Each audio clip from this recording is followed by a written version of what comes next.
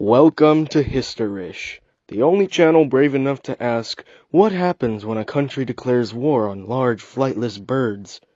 Spoiler, the birds win. Today, we're diving into one of the most glorious embarrassments in military history, the Great Emu War. Yes, that was a real thing, and no, it did not go well. The year is 1932. Australia's just finished World War I, and a bunch of veterans have been given farmland in Western Australia as a big ol' thank you for your service gift. There's only one problem. The land sucks, the economy sucks, the wheat prices suck. Here come 20,000 emus charging in like it's Black Friday at Walmart. These emus, basically oversized pissed off chickens, are migrating after their mating season and just so happen to find wheat fields to be the hottest vacation destination in town. Imagine being a war vet and losing your crop to a bird with the body of a linebacker and the brain of a toaster. And that's where we're at. So the farmers, being logical and totally not panicking, go to the government and say, hey, the emus are wrecking our lives. Can we maybe shoot them? And the government, in peak 1930s wisdom, responds with this: say less, we're sending the army. Enter Major G.P.W. Meredith and a couple soldiers armed with 2 Lewis machine guns and 10,000 rounds of ammo. Because clearly, the best way to solve an animal problem is to militarize it. What could go wrong?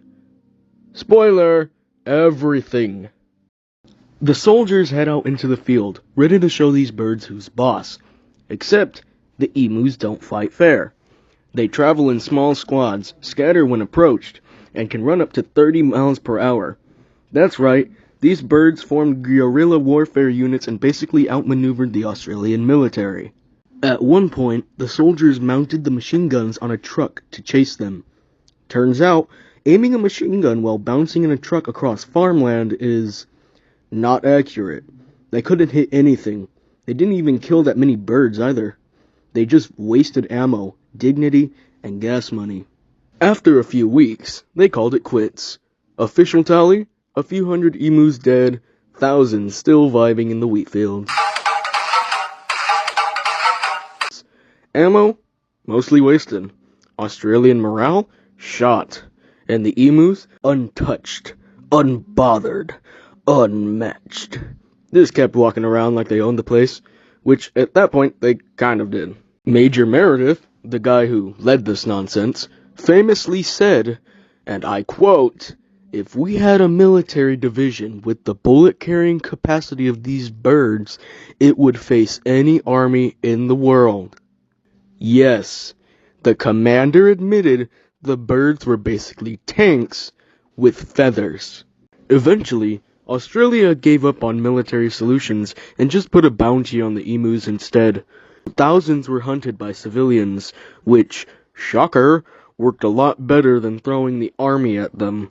Because sometimes, all you need is a rifle and some rage. But the Great Emu War lives on in legend, a moment when a government declared war on nature, and nature laughed. So, the next time you think humanity is the dominant species on Earth, just remember, Australia once lost a war to birds. This has been Historish, where history is real, but the dignity is optional. Like, comment, and subscribe if you want more weird, wild history stories. And stay tuned for the day we cover the time Napoleon Bonaparte was attacked by rabbits. Yes, that also did happen. Historish.